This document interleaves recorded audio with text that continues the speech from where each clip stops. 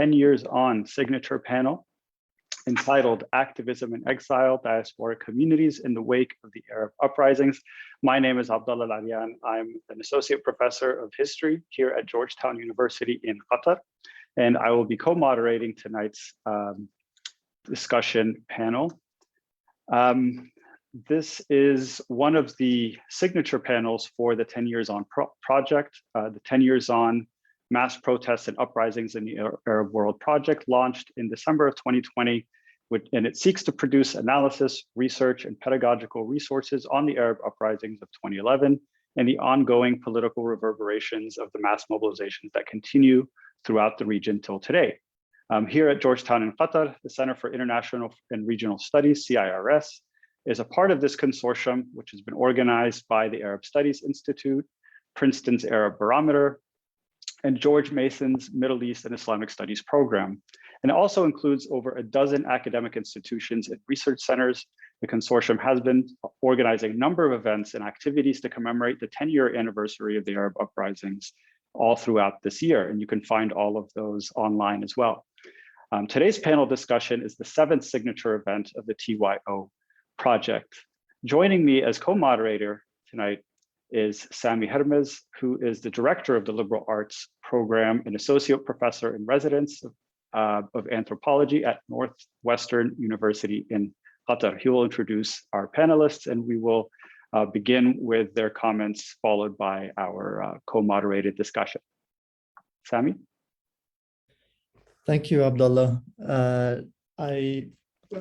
I wanted to begin just to say that, thank you everyone for joining us. And to just provide some context for this panel.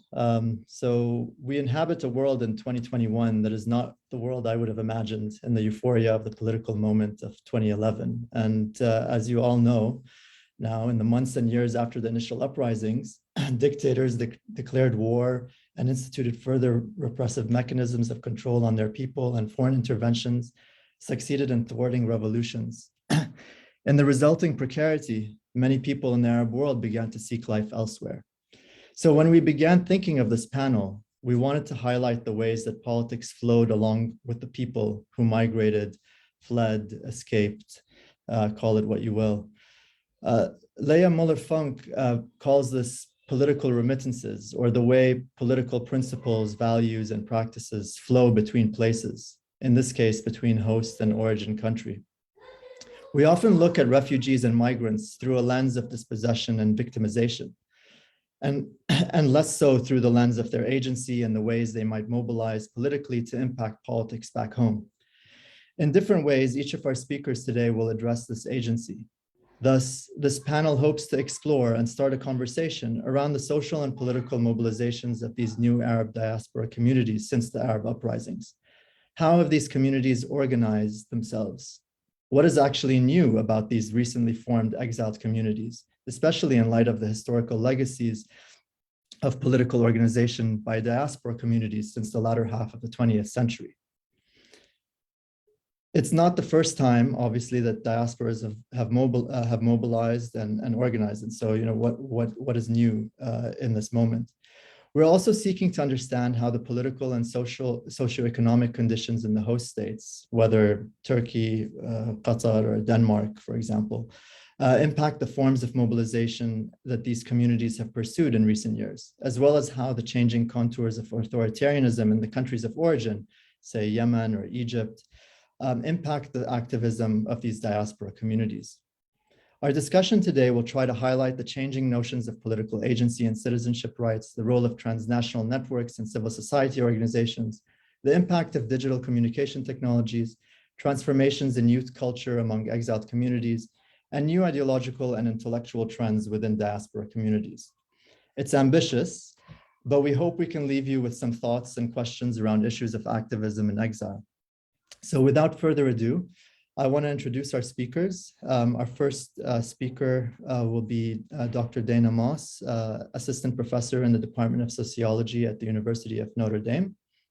She'll be followed by Dr. Leah Muller-Funk, Research Fellow at the German Institute of Global and Area Studies, who will be followed by Ms. Nadwa Dosari, Non-Resident Fellow at the Middle East Institute, And finally, last but not least, Dr. Nuha Abu Dahab, non-resident fellow in the Foreign Policy Program at Brookings. So Dana, we'll start with you and take it from there. Thank you. Thank you so much for that kind introduction. And I'm just delighted to be here. And I'd really like to thank all the organizers for making this happen. It's been really gratifying to see the kind of attention that think tanks and scholars and universities are paying to activism and exile right now as the ground upon which people can safely mobilize for their civil rights and political freedoms is shrinking, given that we are in the midst of a really terrifying democracy recession in the world. So thank you for bringing attention to this issue.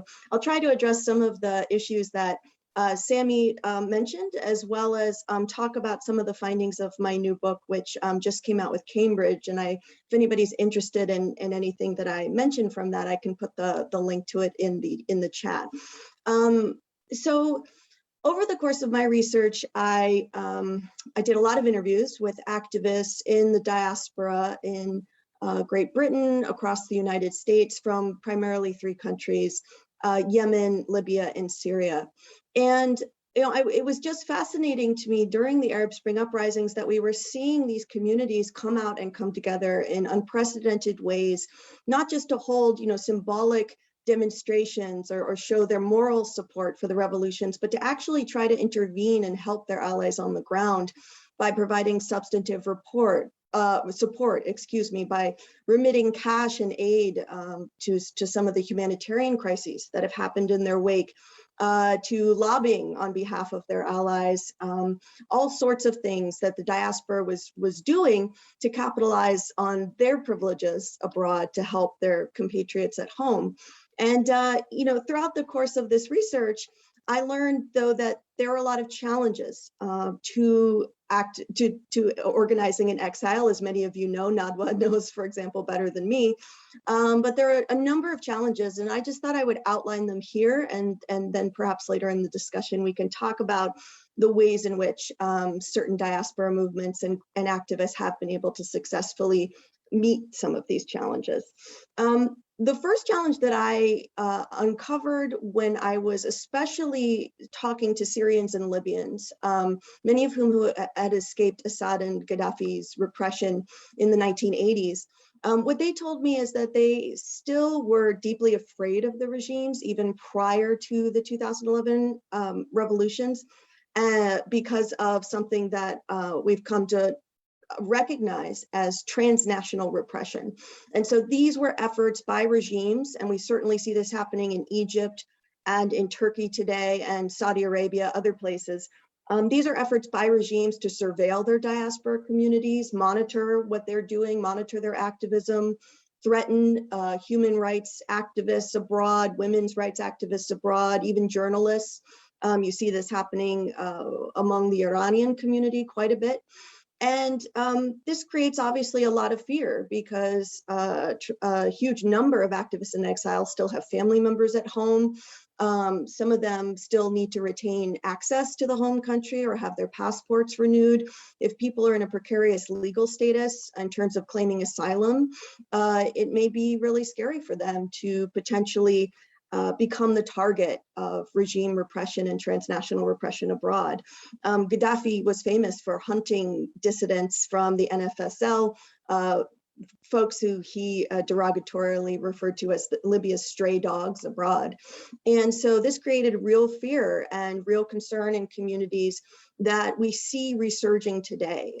So I think that it's very important for us to understand that even as diasporas and activists today are transnational actors, and they have agency to mobilize to help with the situation at home, they're also in some ways transnational subjects. And the stronger their ties to the home country, the more likely in some cases they are to be subjected to fears and threats and repression. So that's one major challenge.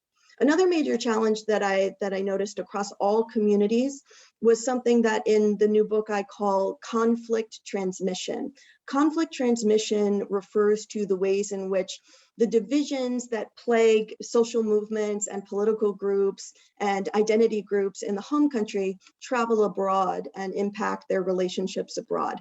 So for example, in the Yemeni community, and again, others may speak to this and may know better, but a famous sort of split within the diaspora, within the Yemeni community when I was interviewing them in the early 2010s, was the split between pro-unity Yemeni activists in the diaspora and those who are mobilizing for autonomy or independence of the South. And this conflict, which of course originates in Yemen and is very acute in Yemen, also travels abroad to undermine the potential of people with this common origin to work together, to mobilize for, even distributing aid, because folks would argue about where that aid should go, the kinds of flags or banners that they should use. And fundamentally, they mistrusted each other, just as a lot of these different groups mistrust each other back in Yemen. So this was a huge problem. So two major hurdles to having activists be able to forge social movements and lasting connections with their fellow diaspora members in exile are, again, transnational repression and conflict transmission. And just with the few minutes that I have left, I'd just like to comment on two other factors that I think are very, very important, maybe three, in terms of diaspora and exile activism. Of course, one is whether or not these groups get geopolitical support from their host countries. Sammy mentioned and referenced the fact that different host countries react differently to diasporas, particularly when those diaspora groups or exiles are mobilizing according to their political claims and their grievances vis-a-vis the home country. For example, Syrians in the United States, to some extent, got some support, particularly from Republicans in Congress, and that put them also in a weird position we can talk about, but they really didn't get much of any political support in the UK, a little bit here and there, but not much. And this undermined their ability to sustain their lobbying groups, their social movements, and also made it harder for them to move resources to the home country, even travel to the home country. Another thing is that communities have different levels of resources at their disposal to convert to activist material to send home. So, the Syrians have been mobilizing, for example, the pro-revolution, anti-regime Syrians across the world have been mobilizing and sending in millions, if not billions, dollars worth of aid to their compatriots, both inside Syria and outside. But their resources are finite. They're communities, they're individuals, they're not nations, and they're not the United Nations. And so these communities oftentimes have a hard time mobilizing support when their resources are limited or their resources run out, even though Syrian Americans, for example, are very well off here on average. And the last thing I think I'll mention that my book doesn't really talk about, but is really important to acknowledge, is that a lot of folks in exile, whether they've been in exile 30 years, 40 years, or whether they've been in exile for a month, it's important to acknowledge that usually folks are experiencing a deep degree of trauma themselves.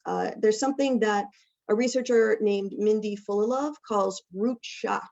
And what she means by root shock is that when you're upended from your communities and a lot of the emotional bonds and your routines and your safety net, your social support network is torn from you, this can create a deep sense of suffering and hopelessness and sense of isolation abroad, particularly when that's compounded with what I talked about, transnational repression and fears thereof, and conflict transmission, fights within the diaspora community. And so, I don't see a lot of initiatives focused on this because and it's understandable. I think a lot of diaspora members and exiles have survivor's guilt and they want to focus on the immediate crises going on in their home countries. But I also think it's important to acknowledge that these kinds of issues can lead to burnout, can lead to people needing to disengage for some degree of self-preservation, and then that decouples people even further from each other and from these support networks. So as we think about how the fruits of globalization in a lot of ways in the contemporary, last 10 years have fueled transnational connections and fueled the ability of people to reach into their home countries, to stay in touch with people, to forge transnational advocacy networks for freedom and humanitarian aid at home. There are also a lot of constraints to maintaining those networks, to making sure those networks are safe, that they operate as free spaces, that can actually be effective in moving political remittances, social remittances back home. So I'll leave it there. That's my time, and I look forward to discussing some of these points with you all. Thank you so much.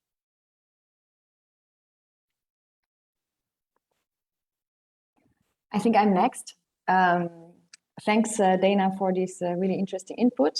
Hello and good evening from Amsterdam, from where I'm joining you tonight. I'm very happy to be here today and discuss this important subject with such interesting colleagues. So thanks for the invitation, and also thanks to the organizers for putting this panel together.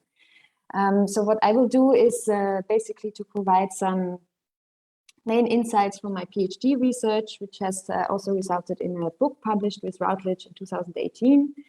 For this work, I studied Egyptian diaspora activism during and after the uprisings between 2011 and 2013 in two European capitals, Vienna and Paris. And in the discussion afterwards, I can also reflect a bit on parallels I have seen between this research, but also more recent work I have done among Syrian refugees in Lebanon and Turkey, in the frame of which I have also talked to a lot of people who were politically active before their displacement. So my research looked broadly into diaspora politics, or what Oostergaard Nielsen has called homeland politics, that is migrants and refugees' political activities pertaining to the domestic or foreign policy of their home country. So I wanted to understand who engages in diaspora politics and explain the underlying motivations and factors that contribute to migrants' transnational political participation. And I was also interested in the transformative role migrants might play as political actors in their home countries. So this is a bit of a broader focus that Dana has in her work on anti-regime diasporas. I basically tried to look into the activities of all transnational political groups which tried to influence politics in Egypt during a rather short period of time between 2011 and 2013. So an opening within authoritarianism. And I also studied diaspora activism offline and online. And at the same time, my focus was very specific as I looked into my mobilizations in two European capitals, Vienna and Paris, which are specific when it comes to Egyptian migration to these two spaces, but also different cultures of protest and debates on migration. So my observations are linked to these specific contexts. So the first point I want to make might be obvious, but I think is also very crucial, which is also linked to a comment that Dana made. Diaspora politics does not evolve in a vacuum, but in a particular local context.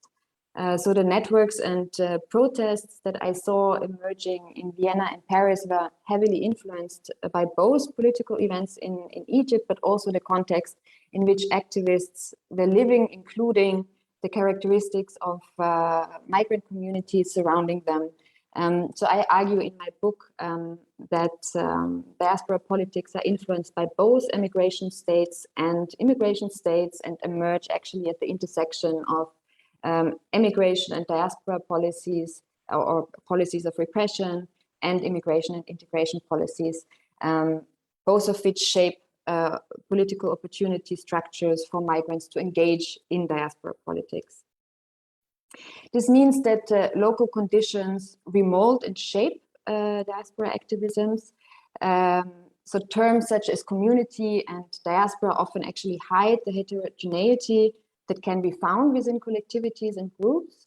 The different migration streams, for example, from Egypt to European countries have been deeply fragmented in terms of social class, politics, and religious origins, but also the motivations behind their migration. So they include very diverse groups, such as the emigration streams after the 1950s, which included Greek and Armenians, but also Jewish communities, as well as Egyptians who fled because of Nasser's nationalization programs, but as well as political opponents such as communists or Muslim brothers. The diverse migration streams of the 1970s and 1980s included labor migrants, Copts, but also political opponents and intellectuals. And last but not least, labor migrants who have increasingly come to France and Italy without papers in the 2000s, but also people who have left Egypt after 2011 because of the political climate there. So for me, the term diaspora ultimately proved to be useful only when it came to understanding that certain actors had an interest in claiming a diaspora or in constructing one, and also how this was done. And diaspora activism revealed shifts between old and new diaspora, also in how activists related to existing community structures. Secondly, the uprising in Egypt and the ensuing events between 2011 and 2013 had both a mobilizing, but also a polarizing and fragmenting effect on migrant communities abroad. In that sense, the Arab uprisings were a critical juncture or a transformative event among migrant communities abroad. And as Dana has also mentioned, Egyptian diaspora activism in Vienna and Paris actually reproduced political debates and practices taking place in Egypt, including political fragmentation and polarization, even though with different shapes and vitalities. For example, diaspora activism in Paris could be roughly divided in 3 phases. The first phase was one of political enthusiasm, which brought where protest actually brought Egyptians of various political tendencies together. This was followed by a phase of ideological conflict and fragmentation, particularly during the presidential elections and the subsequent presidency of Mohamed Morsi. And political divisions rose sharply in 2013 with 2 groups opposing each other.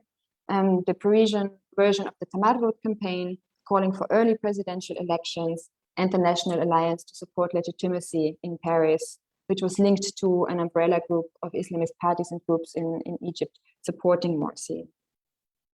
So when it comes to differences in mobilization, also in Paris, protests, for example, were more frequent than in Vienna and were dominated by migrants who had recently come to Egypt, to France, and who had personal connections to different political groups or associations in Egypt. And unlike political activism in Vienna, which was sometimes intertwined with integration debates, protests in Paris focused almost entirely on the Egyptian context, including the issue of Egyptian political rights, Egyptian migrants' political rights, sorry. In contrast, mobilizations in Vienna took place on a much smaller scale and mainly emanated from associations that sought to represent the Egyptian community in Austria or parts of it. And these associations served, however, as secondary fora for mobilizing in support of a particular position. The third point I want to make is when it comes to who engages in diaspora activism, my work shows that diaspora activism is a phenomenon emerging mostly from an educated middle class. So diaspora activists were typically well-educated and well-connected, and most of them were interested in politics before they emigrated or became actually politicized through their migration experience. And they often described their migration experience as changing their political perspectives through new acquaintances and new possibilities to express their opinion. Activist networks had 3 main strategies to influence politics. First, they offered symbolic support for activists on the ground by being visible in the public sphere in the receiving country. Second, they served as advocates for political activists and movements abroad by trying to influence public opinion in the receiving country. And third, they tried to provide the European, but also sometimes the Egyptian public with alternative information about Egypt. So these strategies actually demonstrate that diaspora politics are in fact often directed towards both the country of origin and the country and the receiving country. And the most successful activists in terms of influencing public opinion were often those who understood the political rules of both countries well and actually made use of them. So to conclude with some short words about the impact of diaspora politics, there is consistent evidence of migrants' ability to shape non-migrants' political attitudes in the literature. A number of scholars highlight migrants' potential to push for progressive political agendas or promote democracy in their home countries. Other scholars have been more cautious, arguing that nothing can in fact guarantee that migrants' activism abroad will have a positive or democratic effect on communities of origin. And I think what my work does is that it highlights the multidirectional and transformative potential of diaspora politics in both receiving and origin spaces, rather than attempting to judge whether its impact is negative or positive per se. So my work shows that diaspora politics can influence, on the one hand, voting, political attitudes, civil society activism, and debates on integration in receiving countries, and call for greater transparency or reform. However, diaspora activism can also promote a strong leader or the status quo and deepen or replicate political cleavages within migrant communities abroad. So thank you for your attention, and I'm looking forward to your questions, and I now hand over to Naba. Nadwa, thanks, Leah. Thank you for having me today. It's a pleasure and an honor to be with such distinguished panelists. And Dana, congratulations on your book. I'm looking forward to reading it. I'm going to talk about the Yemeni community, mainly in the US, but a lot of what I'm going to say applies also to Yemeni communities in other Western countries. So Yemeni American communities are mainly concentrated as a population. They're mainly concentrated in New York, Michigan, Chicago, and California. In Dearborn, Yemeni American community is the second largest ethnic group. There are Yemenis in other states, but they're not in large numbers like in these 4 states. So Yemenis have migrated to the US since the 1920s, and there were Yemenis who actually served in the US Army in World War I and World War II. New York and Michigan, the communities, the Yemeni American communities, they are the most politically active, both on Yemeni politics and also American domestic politics. In California, Yemenis are mostly business oriented. They're not really engaged all that much in advocacy and activism. In Chicago, the Yemenis are mostly from South Yemen, the Yemeni Americans. So during the Arab Spring, Yemeni Americans were very active. There were protests that took place during the Arab Spring against Saleh. I remember in early 2012, there was a protest in New York when Saleh was visiting outside the hotel where he was, Ritz-Carlton, and it got heated that some of the protesters threw shoes at him. But Yemeni American activism even intensifies more during the war, during the current war. And Yemenis have been very active on social media. This has been also since the Arab Spring. They're in social media, webinars, publishing policy papers and articles, basically trying to shape the perception of Western analysts and policymakers on the situation in Yemen. Advocate policymakers, including businessmen, organizing meetings, sending letters to the Congress and their representatives in the Congress, engage the US media, both talking to US media, but also trying to help US media or advocate US media to cover Yemen and cover aspects that are normally not traditionally covered in Western media. Yemeni Americans have been also rallying since the beginning of the war in New York in front of the UN and also in DC in front of the White House. For example, there were rallies against the Trump travel ban, rallies against the war and US involvement, rallies against the violations of human rights in Yemen by different parties of the conflict. Yemenis have also been active in, as Dana said, in humanitarian aspect. And there are a few humanitarian organizations run by Yemenis.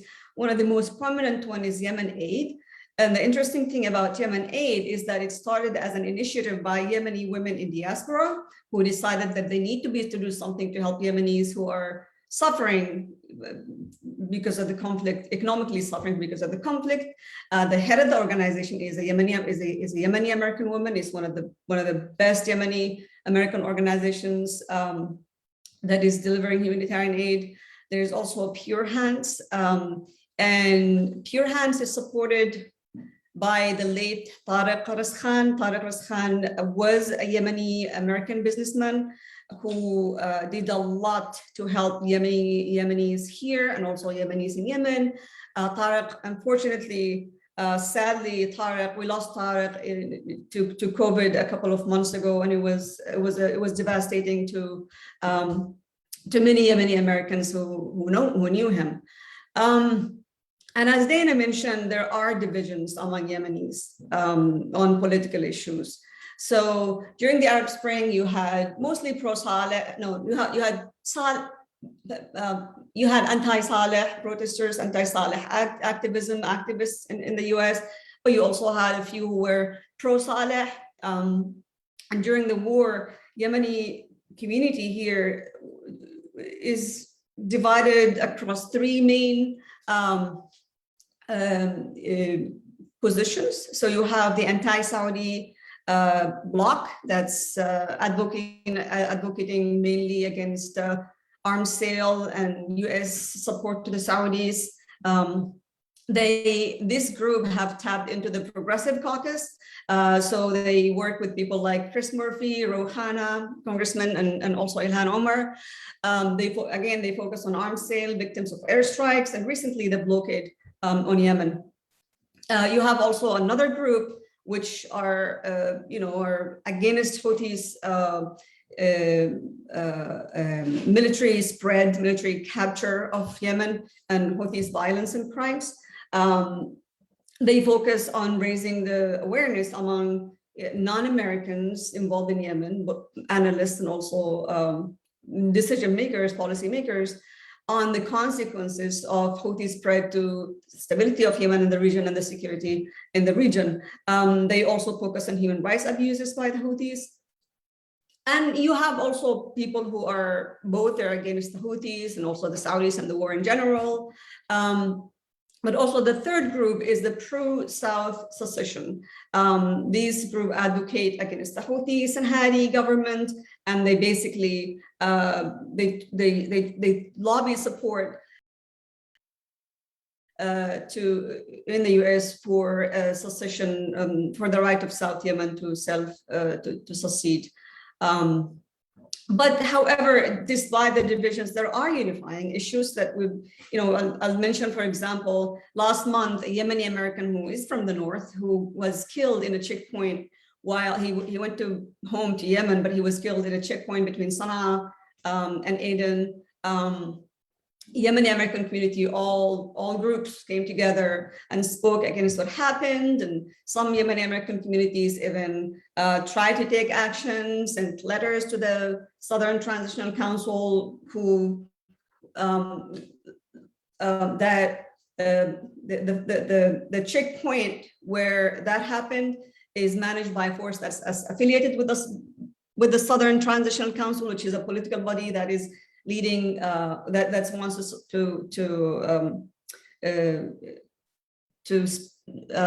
that advocates for secession of South Yemen. So these groups sent letters, called key influencers in Yemen within the Southern Transitional Council, but also different armed groups demanding justice and an end to crimes like these.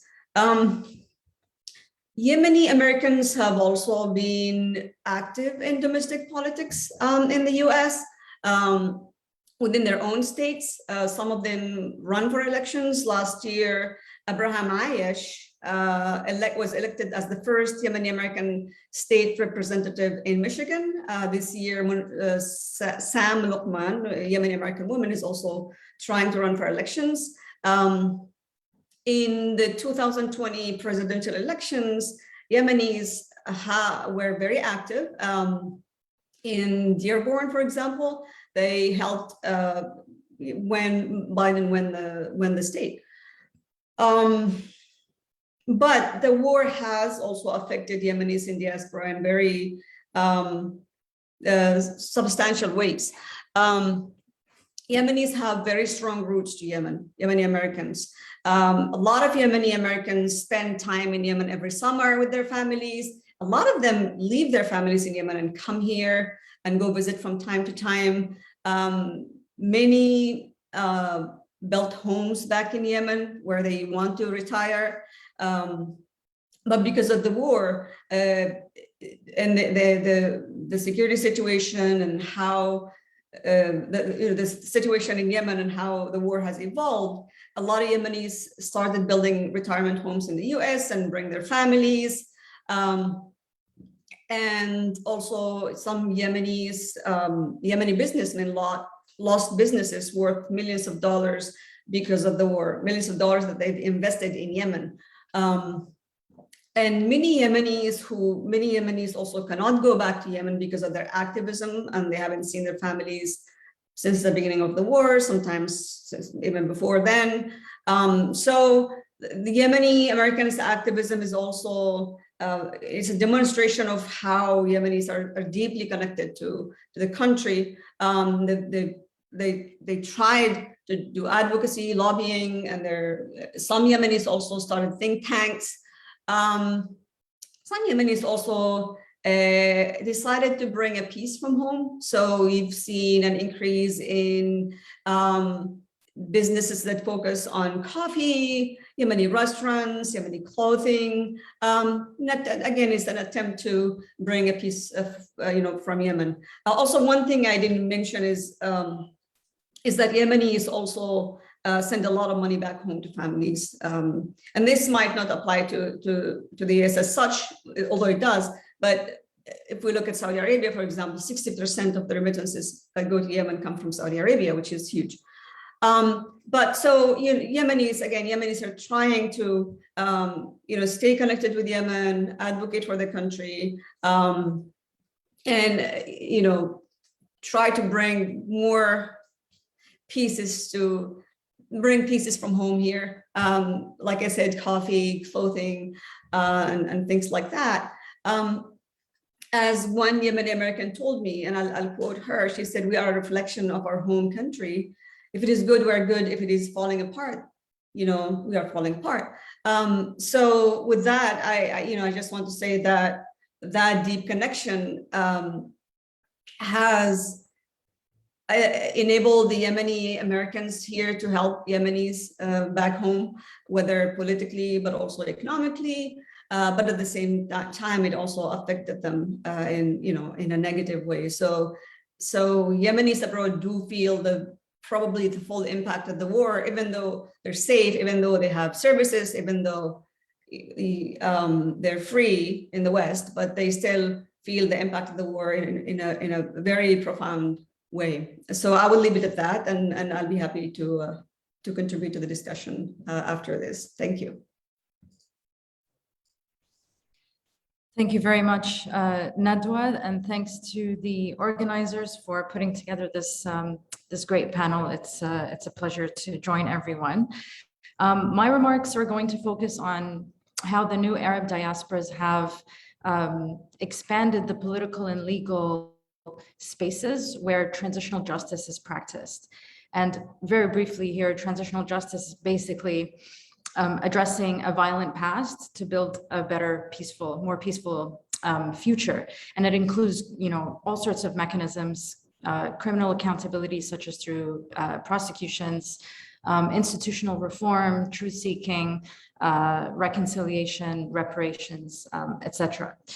So it's a pretty broad political social, legal, and economic project that's both backward and forwards looking. And diasporas have been playing an increasingly significant role in it, in transitional justice, to the point where it's quite difficult, if not impossible, to analyze transitional justice developments in the Arab region without taking into account the role of the diasporas. And of course, a big part of the reason for this is because of the shrinking of the civic space in much of the Arab region. So when you look at how justice and truth-seeking efforts or developments have been unfolding over the last 10 years, it becomes clear that transitional justice has been used both as a tool of repression and resistance. So you have, activists, lawyers, victims, NGOs using transitional justice mechanisms as a tool of resistance to ongoing violence and repression. And they do this in various ways, such as through documenting violations, pursuing cases in the courts, and finding other ways to foreground, the testimonies and the stories of victims and their families as a way to keep the issue of justice alive in the political sphere and the legal sphere, of course, but also as a way to protect historical narratives from being erased by authoritarian governments and their allies. At the same time, mostly governments have been using the language and the tools of transitional justice to entrench authoritarian rule. And again, they've done this in various ways, most obviously through politicized prosecutions and through this obsessive enactment of repressive laws that are designed to clamp down on any efforts to seek any sort of meaningful accountability. When you consider the diverse demography of the new Arab diasporas, of course, it includes these human rights lawyers and activist lawyers that I mentioned, judges and civil society professionals, a lot of whom also happen to be victims of repression and violence when they were back home. Of course, many of them were tortured, many of them were arbitrarily detained and suffered all sorts of harms and violations as a direct result of the work that they were doing in the home state, essentially, pushing for political reform and seeking justice. And so the work of the members of this cohort of the new Arab diasporas is essentially an extension, an expansion even of the work that they were doing back home. And I think that this is really important because it confers a level of legitimacy on these new Arab diasporic actors, especially in the eyes of their fellow nationals at home. And they also derive their legitimacy from the simple fact that they continue to work very closely with, their fellow Syrians, Libyans, Yemenis, Egyptians, etc. at home. In my conversations with them, a lot of them made very clear their intention to return home as soon as the situation would allow them to do so safely. In fact, a lot of them really didn't like this term diasporas because of the sort of long-term status that it entails. And so the idea is basically, so long as their exile or resettlement is temporary, then chances are their credibility remains intact. Although, of course, this doesn't mean that their loyalty to the home state is never questioned. It's always questioned, especially as the amount of time they spend outside of the home state lengthens. These new Arab diasporas have generated, I think, new ways of thinking about and of doing transitional justice, and they've done this in at least 4 ways. First, they've completely shattered any remaining notion that violence must first end in order to pursue transitional justice. So the practice of transitional justice is not confined to the post-conflict setting. And to be fair, we have known this for a long time, but I think the Arab region powerfully demonstrates that you can pursue multiple forms of transitional justice without having to wait for a transition to democracy or peace or whatever you want to call it. And in fact, far from being a post-conflict, post-authoritarian mechanism or phenomenon, diasporas have been increasingly using transitional justice as a mechanism of political and social resistance to ongoing violence and repression at home. So it's kind of become one of the tools of revolution, if you will. And there are lots of ways that they've been doing this, but one example, one current ongoing, and I think a very powerful example is the work that Syrians have been doing with their international partners in Europe, especially when they build these universal jurisdiction cases that target high-level political officials in the Assad regime, some of which have resulted in arrest warrants and trials. There are lots of challenges there, but this is just to give you an idea of some of the impact that they managed to generate. Now, of course, and as Dana and others have mentioned, there's transnational repression and surveillance, which is huge. But ultimately, the new Arab diasporas, especially those, I think, who engage in activist lawyering, have relative ease of access to potentially powerful international allies, especially when compared to those at home, where severe repression is often still the case. So in the absence of a post-conflict or post-authoritarian setting,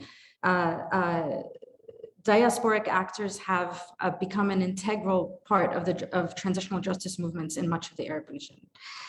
Secondly, the new Arab diasporas are changing the way we practice and think about transitional justice because they leverage criminal investigations and trials as a tactic to try and weaken political regimes, especially through the naming and shaming that comes with investigations and arrest warrants. So although prosecutions are often criticized for being inherently limited in what they can expose and address, especially when it comes to complex structural, historical injustices, they are nevertheless a potentially powerful strategy to push for political change. So in the short term, the type of criminal accountability that targets high-level political officials in the Arab region will probably get you very limited but symbolic justice. And in the long term, it becomes a means to apply pressure on authoritarian rulers and to marginalize them as a way to sort of help create a context that's more conducive to political transition or change in the future. And what this strategy then does, when you look at the transitional justice paradigm, if you can call it that, is that it complicates the term transitional in transitional justice, right? What transition are we talking about? Transition from what to what? Who are the actors who are driving these transitions? Certainly, I think diasporic actors in the Arab region emerge as one of the key drivers. The third way in which the new Arab diasporas have been engaging in transitional justice innovatively or perhaps differently is that they've done it in a way whereby we're at a situation where the state is increasingly abandoned as the primary arbiter of transitional justice processes. So the role of individuals and civil society professionals in these processes is often superseding that of state institutions. And put another way, transitional justice is increasingly pursued without and against the state in much of the Arab region. And although, of course, and again, as all of you have already mentioned, although diasporas are politically fragmented, severely polarized in certain cases, they have managed to create additional spaces, however small, to pursue various forms of accountability without having to rely on state institutions. And again, this is not necessarily new at all. There are lots of examples of this. One example that comes to mind is the Iran People's Tribunal that was entirely set up in the diaspora, and it was an entirely non-state-led process to seek the truth about the fate of a group that was massacred in the 80s, I believe. I wouldn't be surprised if we begin to see more of these non-state-led transitional justice initiatives that are where diasporas play a very big role. And finally, domestic and diasporic actors have increasingly been targeting the role of Western governments and multinational corporations for their complicity in atrocities at home. This has been the case in the Tunisian context, but also Sudan and Libya and Syria and Yemen, and the list goes on. Think, for example, of the role of banks, but also other large corporations and the arms deals in propping up authoritarian regimes and in contributing to the perpetration of crimes during war. So to very quickly conclude, the new Arab diasporas, I think, have expanded both the temporal and the strategic parameters of transitional justice. And they are essentially, I think, innovative in, or come up with innovative ways for when we can pursue transitional justice, how it's pursued, and for what purpose. And I'll stop there and pass it back to Abdullah and Sami. Thank you. Thank you so much to all of you for those really fantastic and thought-provoking contributions. I thought I'd begin with a very kind of broad question that's really sort of open to everyone, and it sort of begins a little bit with something that Noha mentioned at the end, and which came up I think a couple of times, which is this idea of thinking about what is really new about these diasporas that we're talking about. And again, this is sort of maybe even bringing it back to the broader theme of TYO and thinking about sort of, the Arab uprisings as a specific kind of analytical category and what it means to be studying things within the rubric of the uprisings as a separate category. Because I think as all of you mentioned history at some point or another during your talks, the idea that these phenomenon, these movements go back much, much earlier than just the uprisings, but there's also something distinctively new or different that has taken shape in the last decade. And I thought maybe it'd be good to sort of try and pinpoint what those things are. I think in Noha's case, you mentioned specifically looking at the way that they impact the phenomenon of transitional justice, which has a history, but of course you outlined very nicely sort of all of the new ways that they're starting to pursue those issues. But even just kind of thinking more broadly about sort of what are the different phenomenon that may have existed in the past, but yet have perhaps even taken on new shapes in the last decade. So can we start thinking about these diasporas in ways that we didn't talk about them? I mean, one of the things you mentioned, for instance, is the rejection of the term, because there is that sort of thought of return. And it got me thinking about all of the migration movements from the Arab region, especially going to the United States or Europe in the 60s and 70s. And there was always that sort of myth of return. And of course, many of them still remain where they are 30, 40, 50 years later. And so are we simply seeing a new cycle of the same kind of thing that we saw 50 years ago, or is there something really profoundly new or different about what we're witnessing now in terms of diaspora activism? I think in the case of, for instance, Libya comes to mind, where you had communities who were already diaspora communities who then returned back to Libya during the revolution and then left again. So you also have this other phenomenon of communities that are sort of twice diaspora, so to speak. So I don't know, that's sort of just a question that came up as I was sort of listening to all of you. So maybe Dana, if you'd like to get us started. Yeah, thank you, Abdullah, for that great question. This is always the question when we're studying globalization and transnational processes. What is new? I think Nuha and some of the other presenters, which just all gave really fabulous and insightful comments, picked up on a few things. One is we are now operating in a time of extreme authoritarianism, but also within a context where there's an international human rights regime, for lack of a better word, at play. And as she mentioned, there are a lot of different ways in which members of exile communities and diaspora communities are experimenting with how to deal with transitional justice, with how to prosecute crimes against humanity. And they're doing it locally in local courts in Spain and Germany. They're doing it by bringing their grievances to international organizations. They're doing it by publicizing what's happening in places, especially when we talk about places like Yemen or Libya. I mean, my God, so many of these places are completely off the radar of the international media. And so diaspora members, exiles are this really critical link. And I did found that during the revolution, because all eyes, thanks to Egypt, were on the region, waiting for these revolutions to unfold, waiting to see what would happen, that actually members of the international press, CNN and BBC, would be calling people, anybody in the diaspora or in the exile community they knew who might have some sort of home country tie. And then these people overnight sometimes became brokers, became running their own websites or their own Twitter feeds to produce live and reliable information about what was going on. So we have the international human rights regime. We have a lot of people interested in what's happening at the region at this particular Arab Spring juncture. I think that's partly what's so unusual about it. There are atrocities happening across the region every day in places like Syria.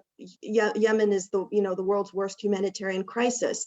But the Arab Spring really brought a lot of new international attention to the region, which gave a lot of activists in the diaspora an opportunity to respond and to really try to fill in those gaps, which was huge. Another thing you mentioned was that because the uprisings, even when they didn't succeed in, forcing the fall of the regime or creating some kind of lasting democratic change, I mean, they all, especially the 6 major ones that come to my mind, at least threaten the stability of these regimes in a major way. And this, like you said, gave diaspora activists an opportunity to actually not only remit cash, aid, diapers, water, life-saving humanitarian supplies to their allies, but also particularly in the Libya case, allowed people to go home and to see family, to fight and to contribute. When I went to the Martyrs Museum in Zawiya in Western Libya in 2013, there were photographs of Libyan Americans, fathers and sons, who had come into Libya to fight and give everything for this cause. So I think it created a really huge moment of opportunity. People were connected. We're now connected even more than we were back 10 years ago. But even so, using Viber, using Skype and these kinds of materials made people more connected, able to get information out, bring information in. But also just that it was such a tremendous and profound shockwave across the region with lots of different after effects and lots of demoralization happening in its wake. But nevertheless, this gave a lot of people opportunity to actually come to the front lines. Or in the case of Syria, yes, some people came into Syria, but Turkey has become this massive hub for Syrians from the expatriate community to try to help. And as Nuha said, doing all of this human rights work, teaching people how to be citizen journalists, how to lodge claims to European powers. It really can't be underestimated how important that is during times of crisis. I think one of the major challenges is sustaining this kind of thing when crises become prolonged over the long term, and when people are not getting along sometimes so well or they're burnt out. So there's a lot to say, and I'll stop there, but thank you for that great question.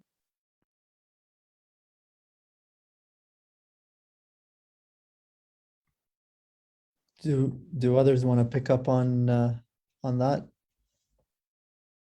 If I could add to what Dana just said very quickly, yeah, I mean, obviously the digital sphere has played a major role in sort of facilitating some of the work of these diaspora activists and making it, drawing more attention to it, as Dana said, and accelerating it, right? And sort of creating more sort of opportunities for solidarity movements to take place across borders. But I think the other thing that is, I guess, new, ironically, the repressive laws that were enacted that have pushed a lot of these organizations, I'm talking about NGOs who have been doing work for decades to seek, political reform or accountability, etc. It's pushed a lot of these NGOs to sort of establish themselves outside of the home state, but within the region. So I'm talking about places like Tunis, Istanbul is another obvious one, but also ones, and then you see new ones, new NGOs that kind of sprouted as a result of this, these new laws that make it impossible for them to establish themselves within the home state. So in a way that they're local NGOs, but they're physically located outside of the home state. And that has also, created additional political, legal spaces for collaboration with powerful, other international NGOs, but also access to policymakers. So, if you're pushed outside of the country, then, well, you're pushing them towards some really powerful governments that, could help their cause, whether it's, the Human Rights Council in Geneva, or, I mean, we can debate about whether that's powerful or not, but you know what I mean? They've been pushed, a lot of these actors have been pushed to centers of power where they now have much easier access to these policymakers and potential partners because of their geographical location. I can also add some thoughts on words on this. So of course, I think when we study a social phenomenon, we ask ourselves what is new and what is not.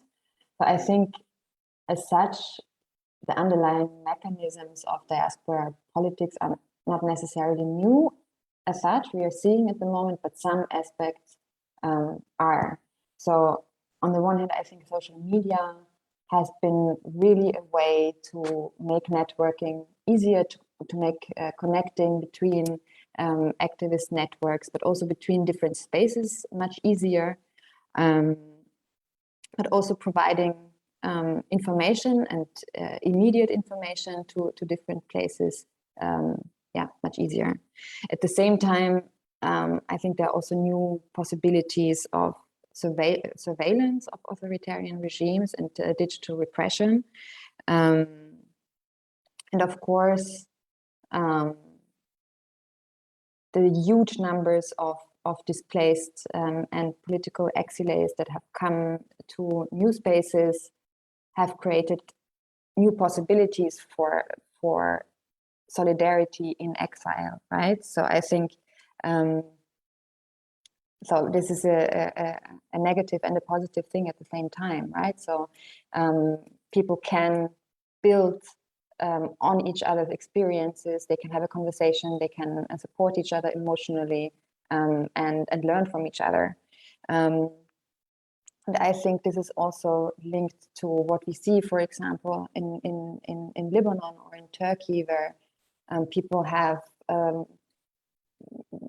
invested in civil society activism that spans across borders, organizing humanitarian aid in Syria, but also sending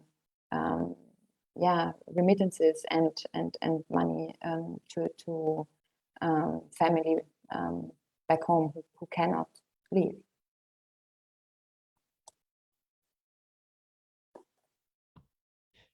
Can I jump in on that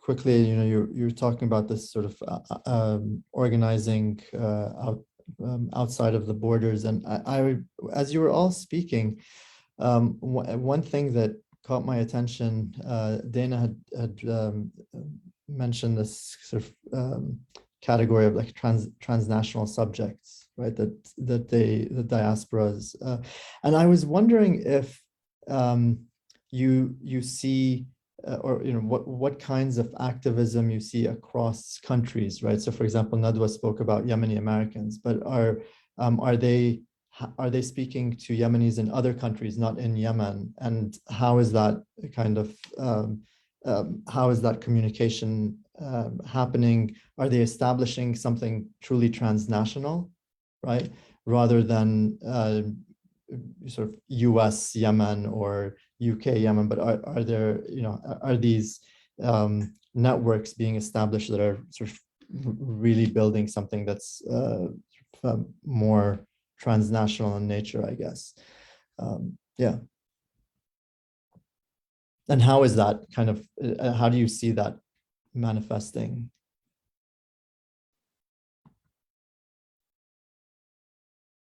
Yeah. Yeah, so I would say I've really seen both. On the one hand, that activism is very local, addressing really the migrant communities in the place where people were living. But on the other hand, I also saw attempts to really build networks across European countries, especially, or also to make links towards Egyptian communities in the US or Canada. So I think it is both. I think there is really very local diaspora activism and attempts to build transnational alliances, actually not only among, for example, Egyptian migrant communities, but also crossing, basically building on transversal topics that include other actors as well, right? So basically building human rights networks across different types of actors. Yeah, just maybe to give a quick example. I mean, you see this a lot in the Palestinian case, for example. Like there's a Palestinian youth network, for example, or youth movement that is like spans many countries, and just different movements that are span much more globally, and they're speaking and talking. So I'm wondering if, yeah, in that sense, Nadwa. Yes, I have seen both in Yemen too, but in the activism community on issues that are relevant to Yemen and Yemen war, there is a great deal of coordination among Yemeni communities in different countries. So, for example, Yemeni Americans in the US work closely sometimes with Yemeni Americans, with Yemeni British and Yemenis in Europe, but also in the Middle East. So Yemenis in Jordan or in Egypt, Lebanon as well. A lot of that networking or coordination is mostly informal. You see it sometimes in Twitter campaigns. So Yemenis would come it will start with an idea, 2 people, and then they will reach out to other people, and then they will do a Twitter storm focusing on a certain issue. We've seen that a lot over the past 6 years, in 7 years of the war. So yeah, I see some transnationalism, but not in a formal sense. Yeah. Yeah, just to echo what's been said, and I have also observed the same thing. Sometimes, or at least the extent to which I've seen it become organized, has been happening through official bodies that represent exile groups. So for example, the Syrian government in exile, the opposition in exile, has actually brought together exiles who have lived across the world, both recently and as recent refugees and as long-term members of the diaspora community.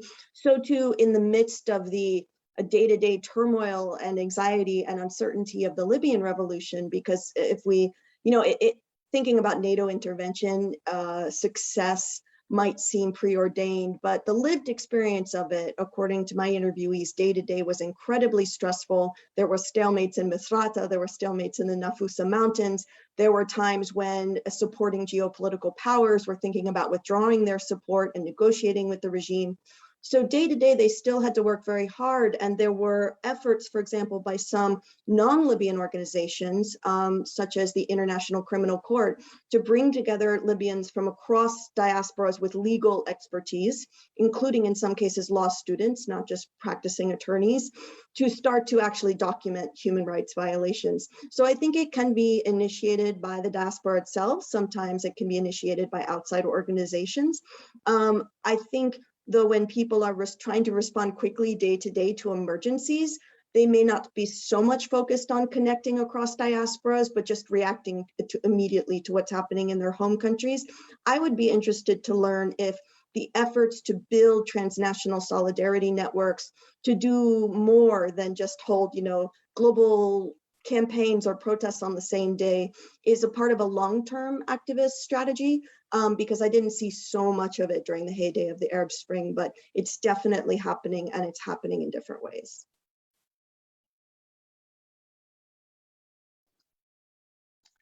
Yeah, I guess I wanted to maybe shift a little bit more toward the question of host countries and thinking specifically about some of the challenges that diaspora communities have to navigate by existing within certain kind of political boundaries, political context, in which on the one hand, you don't want to fall under the sway, or at least have the kind of the illusion that you're under the sway of some kind of foreign government, and then whether that sort of takes away the agency of these movements, or whether there are real political calculations that are often made in all of these different cases, right? We're seeing foreign policies playing out over these diaspora communities, and the way that they have room to operate within a number of these contexts and countries generally depends on what the foreign policy of that country happens to be in the moment. And I guess it's worth sort of considering, without, again, taking away kind of the agency of the movements themselves, sort of how much room exists there. What are those kinds of boundaries? What are those limits, both in a kind of a political sense in terms of the foreign policy, and maybe even thinking about it in terms of a legal sense, right? In terms of their status and citizenship. I mean, we've sort of talked almost interchangeably about how, on the one hand, we're talking about categories of people who are refugees, and in other situations in which they're probably citizens, right? Naturalized citizens, or even multiple generations of citizens in these countries. And sort of maybe we can talk about the distinctions there, and what kinds of, whether restrictions, barriers, or even opportunities that those offer. So anyone who would like to sort of jump in.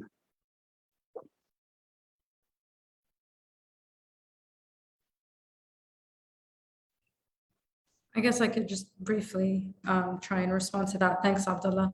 I mean, I think it's a great question, because the opportunity structures vary significantly depending on which host state we're talking about, right?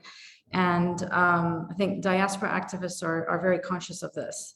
It could be anything from the level of resources that they have to conduct their work, but also just simply the level of political will of the host government in sort of engaging with these diasporas on the various causes that they work on. And then, of course, there's the level of repression, like transnational repression and surveillance. That comes back again to it's an important factor that I think affects how host government and the diasporas in that host state can interact. Yeah, that's all I wanted to say. Yeah, it's also so interesting how sometimes an activist status as let's say an Arab American, Muslim American, who over the last 4 or 5 years has just been under siege in the American political environment under the Trump administration, rise in hate crimes, rise in white vigilante supremacy. It's been very scary and very dangerous. And on top of that, when you have new refugees coming in, now Trump basically banned Yemenis from coming to the United States, among other groups. But the people come initially as refugees. They may be looking forward to living in a place with greater political freedoms and human rights than Syria, for example. And certainly that's still the case, at least till now. But at the same time, they are coming with fear. They're coming with trauma. Wendy Perlman's research interviewing new refugees, new asylum seekers abroad, finds that people carry this baggage with them. Sometimes it's hard to know for an individual, am I just being paranoid? Am I worried about what I'm going to say or do because I've spent most of my life in Syria or someplace like it, or Egypt? Or is there an actual threat abroad? And sometimes there is. This is resurging now, and is again enabled by technology, surveillance, internet-based connectivity. So I think you're absolutely right in terms of the timing of people's experiences. I noticed, and Nadwa talked about big protests in New York against the Trump Muslim ban. These were essentially, as far as I am aware, and forgive me if I'm messing with the facts, but as far as I'm aware, they have been instigated by folks like Rabaa al-Thaibani, who really came out as an activist in the community during the Arab Spring, and is now directing her attention to empowering her local community to speak up as immigrants, to speak up as minorities, to speak up whether they're new arrivals or longtime citizens, to register to vote. And so there's a huge intersection here in terms of the ways that people are treated in the host country and the extent to which I think they find their voice on home country issues. It's very complicated on top of that. The last thing I'll say, it's very complicated on top of that when you think about, in the American case, for example, how a lot of the politicians who are deporting racist, xenophobic, and Islamophobic policies domestically are the ones who are talking about human rights atrocities in their home country. We've seen this with Lindsey Graham. We saw this with John McCain. And this puts a lot of folks in a very difficult position where they almost have to choose because the Democrats are, and a lot of times, and not all Democrats are allies to these groups, but it's just to say a lot of times Democrats are more hesitant to intervene or to discuss intervention on home country crises. So it's really challenging, and folks who have managed to navigate this boundary successfully, I think it's tremendous because they're also inundated with the complexities and accusations sometimes about not allying with the right person or the right thing given these policies. So, yeah. Yeah, thank you so much for that, Dana. That was sort of another question that I had in mind, and maybe I'll put it to Nedwa and Leah as well, if they can speak to this. I mean, you sort of brought it up, which is basically the securitization of these communities that's taken place under the guise of the war on terror. And so there's this whole other context that we haven't really touched on that's been around for now 2 decades. We're talking about a decade since the Arab uprising. It's been 2 decades really since the war on terror.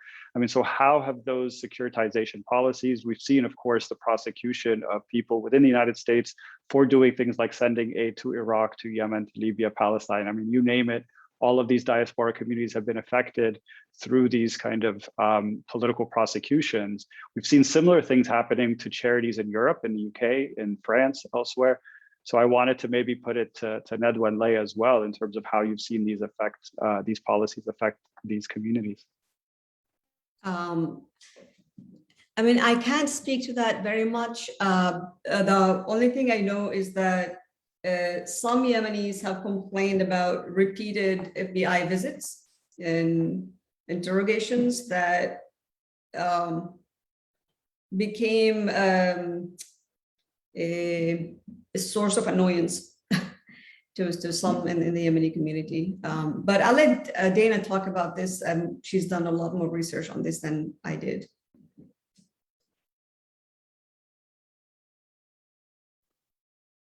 I've been talking a lot, so perhaps if others want to jump in, I'm happy to piggyback later if we have time. Thanks, Natalie. Leah, do you want to maybe address the same issue, but within the kind of the European context? Yes, sure. I can say some words about this. So I think what I have seen from the Viennese, but also Parisian context, is really an attempt to address stereotypical portrayals and representations of Arab communities in the way how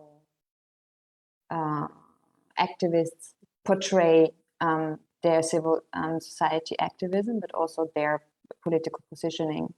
So basically complexifying or fighting stereotypes through their actions. Yeah.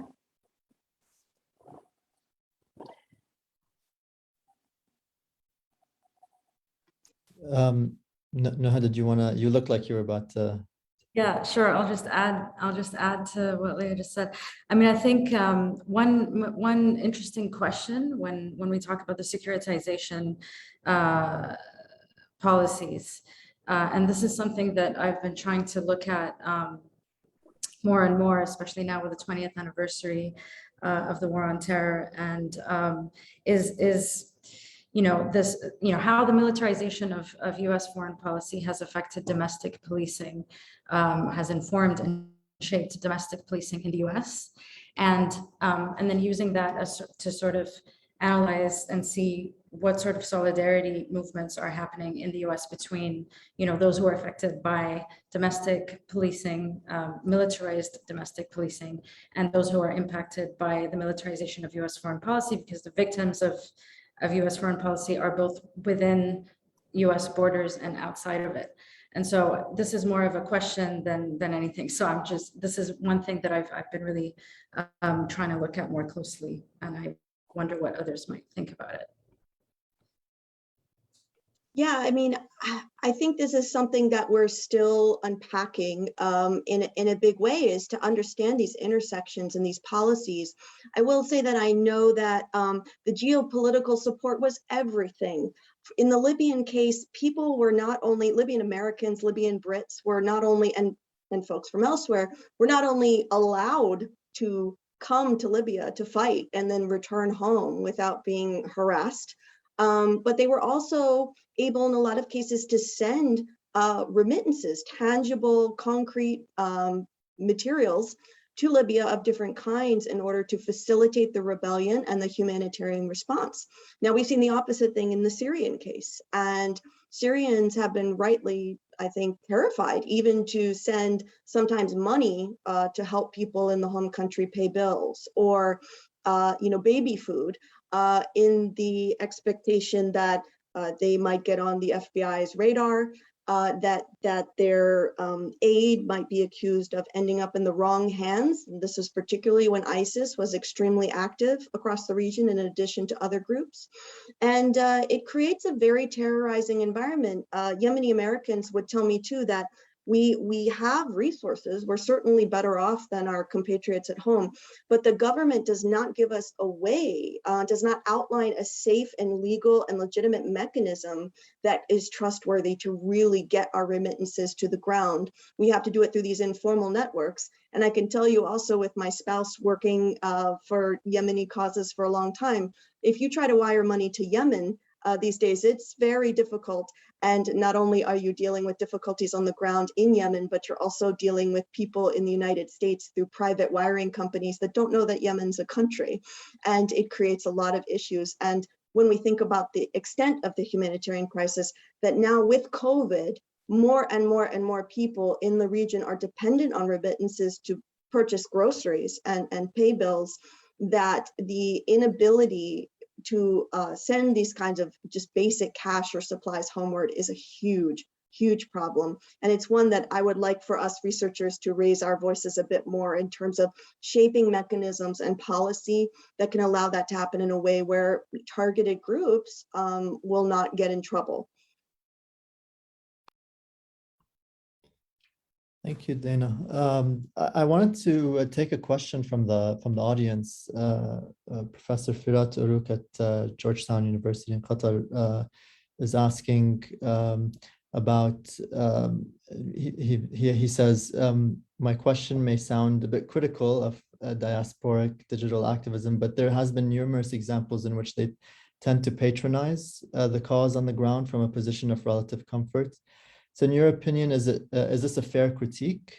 And if so, how would such patronizing moves, although they are at times unintentional, how would such moves be addressed? So is that a fair critique? And if so, how would it be addressed?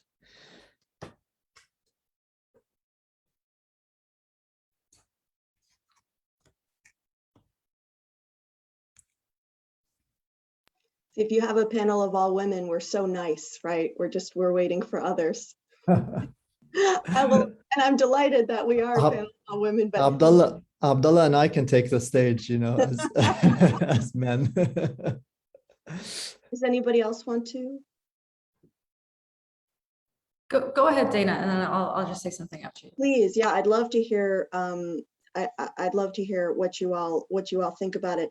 And so, I think absolutely that's the way at times diaspora communications and interventions are perceived. And I do think it can absolutely be a fair criticism. When I was talking with a friend, Atiaf Al-Wazir, who's a Yemeni American, but she was in the revolution in Yemen day to day, facing bullets and other issues with everybody else. She'd say, well, Yemeni Americans sometimes in Dearborn would be making suggestions, I'm sure very well intentioned, about where Yemenis should march day to day in Sana'a. And she'd say, let the Yemenis, in the home country make those decisions, please. But I think sometimes when people feel that there's a lack of way that they can tangibly help, they're trying to offer their advice, they're trying to offer their suggestions, and sometimes that's not appreciated. The key, I think, to overcoming this kind of mutual annoyance or suspicion or even anger and frustration is for people to really be working and mobilizing through networks where they already have or they develop some kind of actual personal tie. Because otherwise it can very much seem, I think, like people on the outside are acting like they know better. They're not the ones actually facing down the repression. Like in Libya, when I was there in 2013, and a lot of folks had repatriated back to Libya, they said, oh, we have a very difficult time here, because if we want to re-import our expertise in how to run a hospital or how to start a business or run an NGO, a lot of times we're sort of told to F off, basically, right, as a double shafra, as somebody who can come and go as they please, and who doesn't know, who wasn't here for the struggle, even though many of them were participating and their families participated in the struggle, and like you all have said, incurred enormous repression and trauma to their families prior.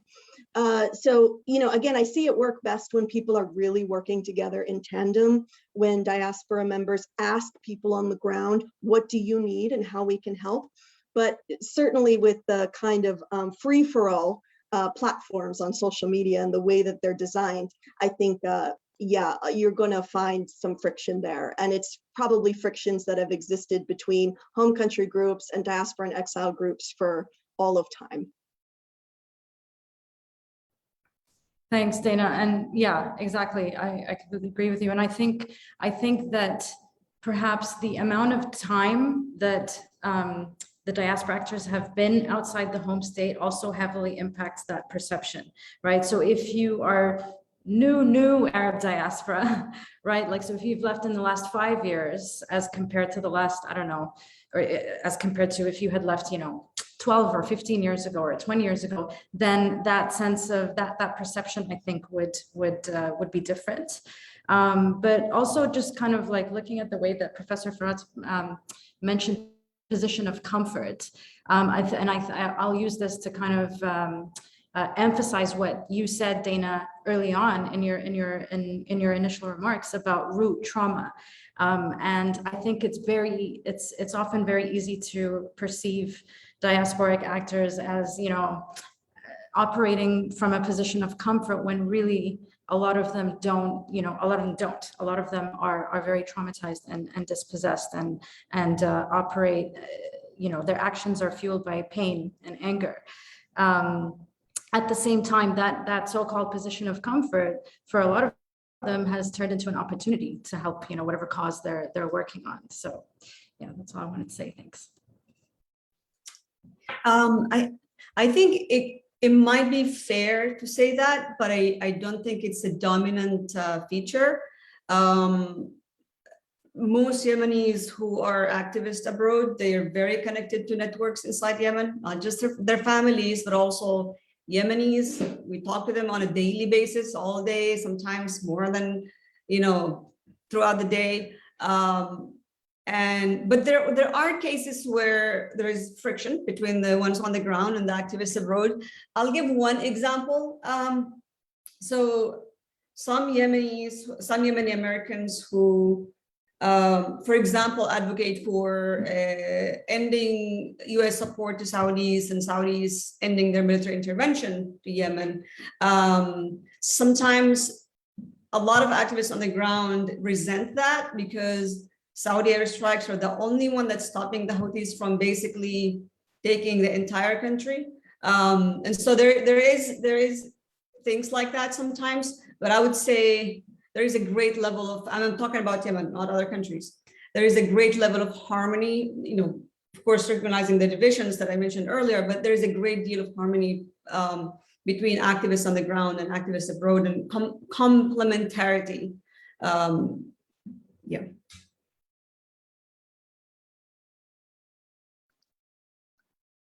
Leah, did you want to add anything to this question? Yes, I can also add something. So I think I join the comments that have been made before, in the way that I saw that many activists are actually very aware of this critical perspective from how they might be perceived from inside, and or in my case, were very really wanted to make sure that they are a symbolic support to and acknowledging what people were going through on the ground, being in a situation of higher risk than themselves. At the same time, when what I have observed in social media or the virtual space, I also saw, dynamics of power hierarchies, self-censorship, or dynamics of censorship within Facebook discussions and debates. So I think I also don't want to paint social media or the digital space as basically only a space of freedom and exchange, right? Thank you. Unfortunately, that's the end of our time, but I do want to thank all of you for these really, really fantastic and thought-provoking contributions. We'll continue to look for all of your research, because I think this is really an important and in many ways a groundbreaking field, given that we've done so much on the Arab uprisings, and yet I think comparatively far too little on the effects and on the diaspora, and also, of course, the impact of the diaspora on the uprising. So I think this is really, in many ways, an incredibly important field to continue to examine. I want to thank all of our speakers, as well as our organizers at CIRS at Georgetown Qatar, as well as at the Arab Studies Institute. For everyone watching, thank you so much for joining us here today. And please, we encourage you to go and check out the other talks. All of this talk, as well as all of the others, will be posted online at Jadaliyah's. It's already on its Facebook page, but it will also be uploaded to the YouTube page. And I'm sure you can find it there, as well as on the CIRS Georgetown website. Thank you all once again, and we'll see you at the next one.